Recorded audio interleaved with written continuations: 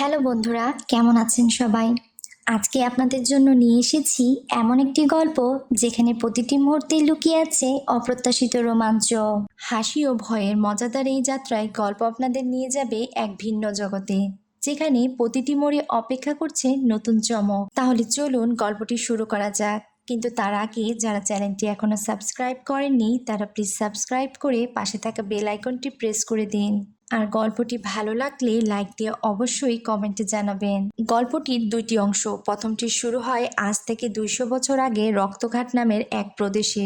সময়টা 1824।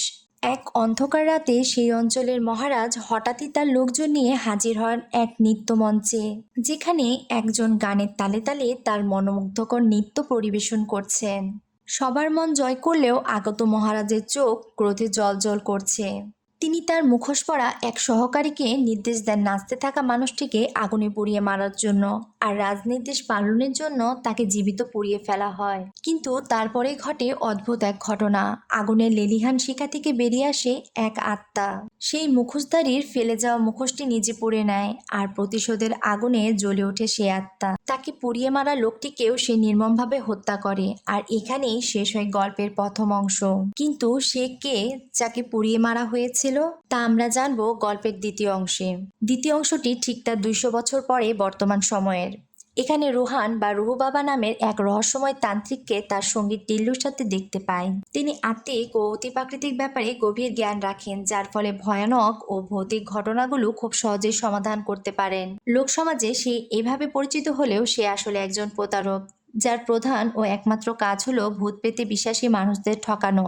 ভূত তাড়ানোর অভিনয় করে সে তাদের টাকা পয়সা, গয়না ইত্যাদি হাতিয়ে নেয়।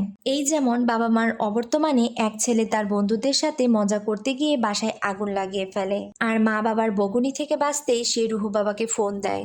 বাবা তাকে একটু ভূতের অভিনয় করতে বলে, আর সে এসে শুধু গঙ্গা জল ছিটিয়ে তাকে ভূত থেকে মুক্ত করে দেয়। আবার এক ব্যক্তিকে তার স্ত্রী তার বাসার কাজের মহিলার সাথে দেখে ফেলেছে, আর সে নিজেকে বাঁচাতে চলে আসে রুহু বাবার কাছে। আর রুহু বাবাও চলে আসেন সমাধান দিতে। শুরু হয় অভিনয়। রুহু বাবা সেই কাজের মহিলার মৃত স্বামীর ভূতকে খুঁজে পান ওই ব্যক্তির শরীরে। তারপর আবারও জল থেরাপি, ব্যাস হয়ে যায় সমাধান।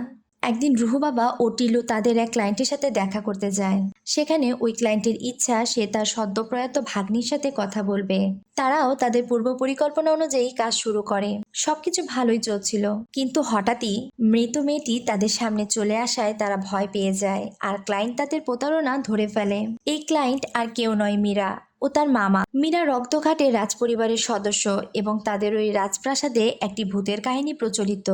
আর সেই ভূতের গুজবে পুরো এলাকার লোকজন ভীত।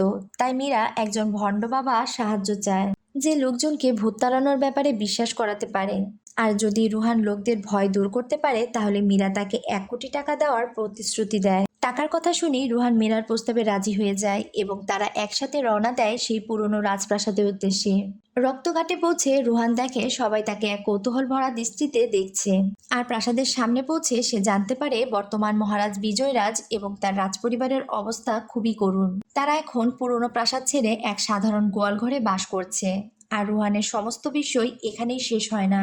সে দেখে রাজপরিবারের লোকেরা একটি টুথপেস্টকে মাসের পর মাস ব্যবহার করছে, একটি রুটির জন্য কাড়াকাড়ি করছে। এরকম আরো অনেক কিছুই দেখে তার মনে একটাই প্রশ্ন, এই দারিদ্র রাজপরিবার কিভাবে তাকে 1 কোটি টাকা দেবে।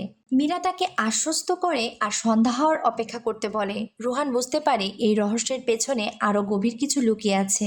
রাত হলে মীরা আর রুহান রাজপ্রাসাদের দিকে রওনা দেয়। সেখানে তাদের সাক্ষাৎ হয় এক রহস্যময় রাজপুরোহিতের সাথে। রাজপুরোহিত জানান এই প্রাসাদে এক ভয়ঙ্কর অতীত লুকিয়ে আছে, আর যার সাথে মিশে আছো তুমি। 200 বছর আগের এক অভিশপ্ত গল্প। রুহান বিষয়ে রাজপুরোহিতের দিকে তাকায়, আর রাজপুরোহিত তার গল্প শুরু করেন। রক্তঘাটের মহারাজার এক সুন্দরী মেয়ে ছিল, মঞ্জলিকা। নৃত্যকলা, নিশানাবাজি ও অস্ত্রচালনায় সে ছিল অপ্রতিদ্বন্দ্বী।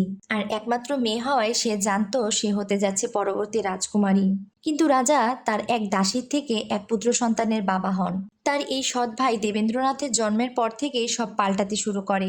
সব আদরের মধ্যমণি তো ছিলই, হতে যাচ্ছিল রাজপরিবারের ভবিষ্যৎ উত্তরাধিকারী। আর কোনো এক শুভ দিনে মহারাজ দেবেন্দ্রনাথকে সিংহাসনের পরবর্তী উত্তরাধিকারী ঘোষণা করেন।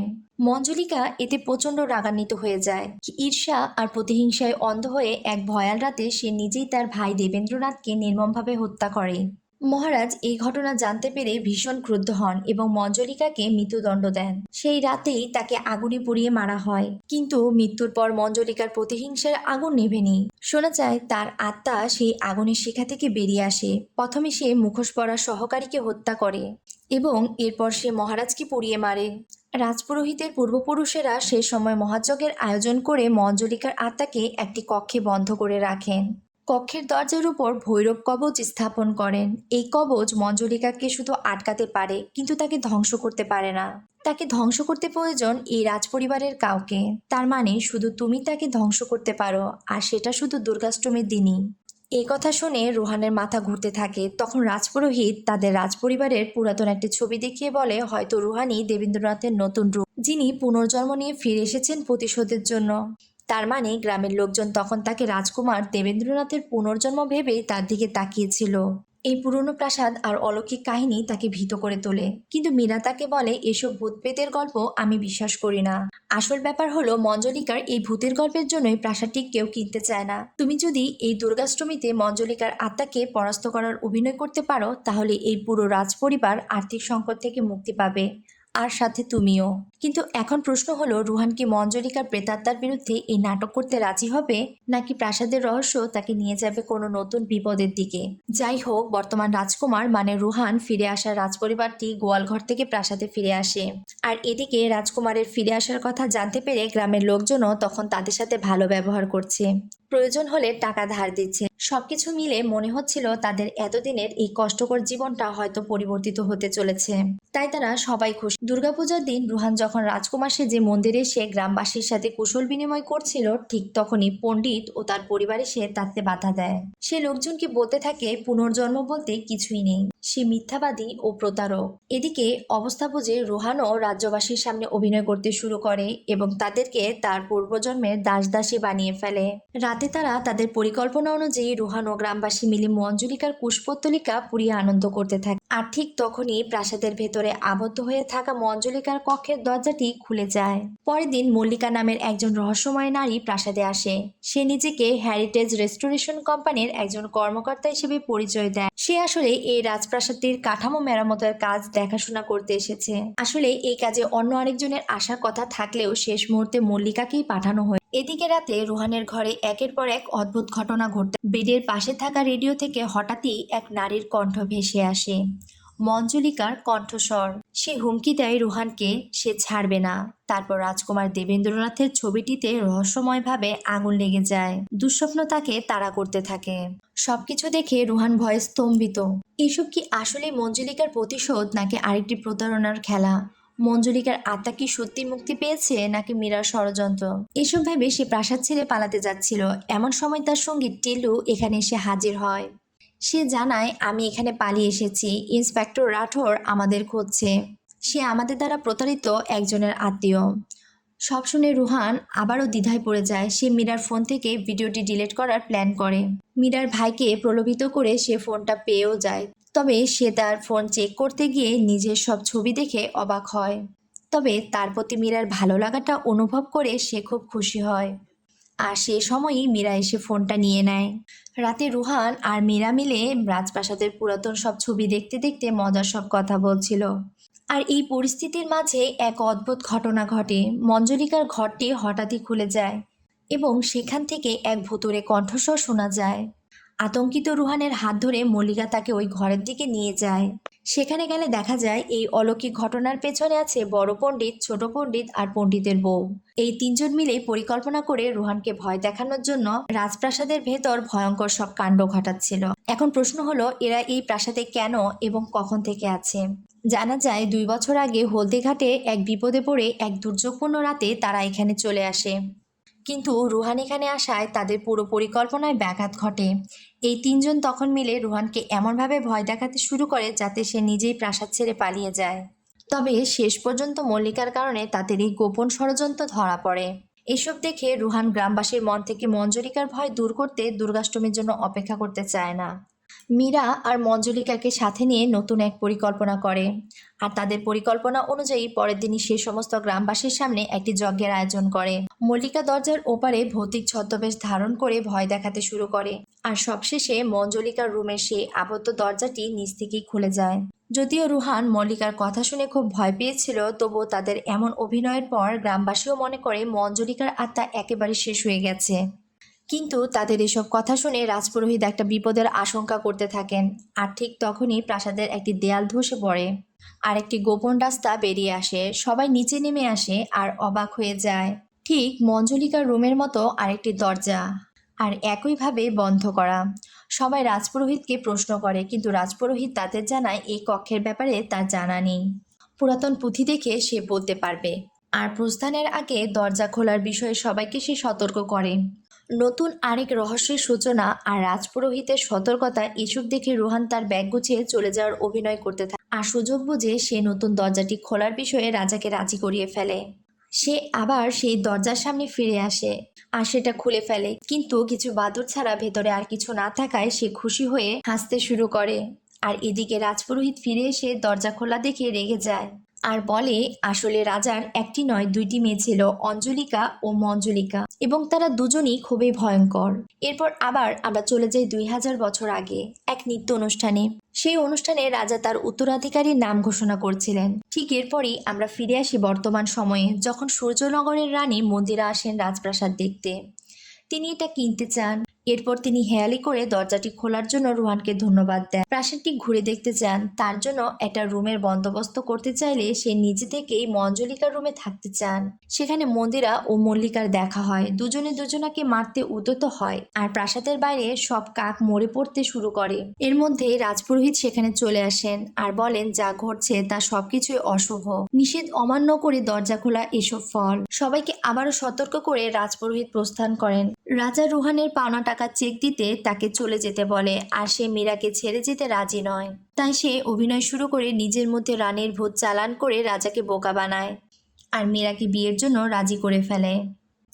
এই সময় মীরা ও পণ্ডিত ত্রয়ী রাজকোষ থেকে মঞ্জুলিকার একটি ছবি বের করে, কিন্তু যখন তারা তার মুখ থেকে পর্দা সরাতে যায়, মল্লিকা কৌশলে ছবির মুখের উপর রং ফেলে দেয়। তাকে কেউ চিনতে পারে না, তাই মীরা সেই ছবিটি পুনরুদ্ধার করতে শহরে পাঠায়। এরপর ঘটে একটি অবিশ্বাস্য কাণ্ড। মামা যখন রুহানের বিয়ের জন্য একটি রাজকীয় পোশাক পছন্দ করছিলেন, তাদের মধ্যে একটি পোশাক মামাকে আক্রমণ করে, আর দৃশ্যটি এমনভাবে দেখানো হয় যেন মনে হচ্ছিল এই হামলা করেছে মন্দিরা। মন্দিরা 1000 কোটি টাকার রাজপ্রাসাদটি কিনতে রাজি হয়, তবে তার শর্ত হলো সে কিনবে আজ থেকে 2 দিন পর, দুর্গাষ্টমীর দিন। আর রাজপরিবারের লোকেরা প্রাসাদের অদ্ভুত সব কাণ্ড কারখানা দেখে বুঝতে পারে ভূতেরা এখানেই আছে, তাই তারা যত দ্রুত সম্ভব প্রাসাদটিকে বিক্রি করতে চায়। তখনই ভিকি খান্না নামের এক হোটেল ব্যবসায়ী এসে হাজির হয়, যিনি এই মুহূর্তে 1000 কোটি টাকার প্রাসাদ কিনতে প্রস্তুত। রাজা তৎক্ষণাৎ তার কথায় সম্মত হন। ভিকি প্রাসাদটিকে নতুনভাবে ডিজাইন করে এখানে ব্যবসা করতে চান, এমনকি সে রাজসিংহাসনটিকেও নিজের ড্রয়িং রুমে সাজিয়ে রাখতে চান। সেই রাতে ভিকি খান্না রাজসিংহাসনটিকে নিয়ে যখন ফিরে যাচ্ছিলেন, একটি মুখোশধারী আত্মা ভিকি খান্নার গাড়িতে আক্রমণ করে এবং সেই সিংহাসনটিতে উপবিষ্ট হয়ে তাকে হত্যা করে। আর সিংহাসনটিও স্বয়ংক্রিয়ভাবে প্রাসাদে ফিরে আসে। প্রাসাদের সিংহাসনটির উপর বসে মীরা। যখন মল্লিকাকে ভৌতিকভাবে চিৎকার করতে দেখে, সিংহাসনটি মল্লিকার হাতে উঠে আসে। তখন মীরা ভয় পেয়ে বাইরে চলে আসে, আর সবাইকে এই ভয়াবহ ঘটনাটি জানাতে এসে দেখে মল্লিকা তাদের সাথেই বাইরে বসে আছে। এদিকে মন্দিরা ভিকি খান্নার মৃত্যু সংবাদে অদ্ভুতভাবে হাসতে থাকে, মনে হচ্ছিল যেন তার পরিকল্পনা সফল হয়েছে। দুর্গাষ্টমীর দিন কাছে আসছে, আর রাজপরিবারের সবাই বুঝতে পারছে যে মল্লিকা ও মন্দিরা অস্বাভাবিক আচরণ করছে, তাদের মধ্যে যেন কিছু একটা চলছে। আর এদিকে রুহান ও মীরার মধ্যেও সন্দেহ বেড়ে যায়, আর তাদের দুঃস্বপ্ন রুহানকে ঘুমাতে দিচ্ছে না। মঞ্জরিকা যেন আবারও ফিরে এসেছে রুহানের, সবসময় শুধু তাই মনে হতে থাকে। আর এদিকে ভিকি খান্নার ভূত পণ্ডিত ত্রয়ীর কাছে আসে, কিন্তু ভয়ে তারা যখন পালানোর চেষ্টা করে তারা কোথাও যেতে পারে না, শুধু রাজপ্রাসাদের চারিদিকে চক্রাকারে ঘুরতে থাকে। কিন্তু ছোট পণ্ডিত দুর্ঘটনাবশত খাদে পড়ে যায় আর সবকিছু ছেড়ে দিয়ে রুহান যখন পালাতে চাইছিল সে পালাতে পারছিল না। তার গাড়ি বারবার ওই প্রাসাদের সামনেই চলে আসছিল। বিরক্ত হয়ে সে আবার প্রাসাদেই ফিরে আসে। এখন দুর্গাষ্টমীতে আর মাত্র একদিন বাকি। রাজকীয় পুরোহিত এক ঐশ্বরিক তেল নিয়ে আসে, যা সে এক যজ্ঞের ফলস্বরূপ আধ্যাত্মিক আশীর্বাদ হিসেবে পেয়েছিল। সকলের মধ্যে এক রোমাঞ্চের বাতাস বইছে, কারণ রুহান বুঝতে পারে যে তিনি একটি নকল রুহু বাবার ভূমিকায় আছেন আর সবাই এতে আনন্দিত। রাজপুরোহিত বিশ্বাস করে যে রাজপরিবারের কেউ পুনর্জন্ম নেবে এবং মঞ্জলিকাকে চিরতরে ধ্বংস করবে। তাই তারা মহাযজ্ঞের পরিকল্পনা করে আর মঞ্জলিকাকে আবার বন্দি করার প্রস্তুতি নেয়। এদিকে মল্লিকা দুর্গাষ্টমীর দিন রং ছিটানোর চেষ্টা করে। পরের দিন সকালে এক মজার ঘটনা ঘটে। রুহান মন্দিরে এসে দেখতে পায় পণ্ডিত ও তার বউ আশীর্বাদপ্রাপ্ত হওয়ার জন্য তাদের চুলে সেই ঐশ্বরিক তেল প্রয়োগ করেছেন। আর অন্যদিকে মীরা হঠাৎই নিজের শরীর পোড়ানোর চেষ্টা করতে থাকে, কিন্তু রুহান তাকে থামিয়ে দেয়।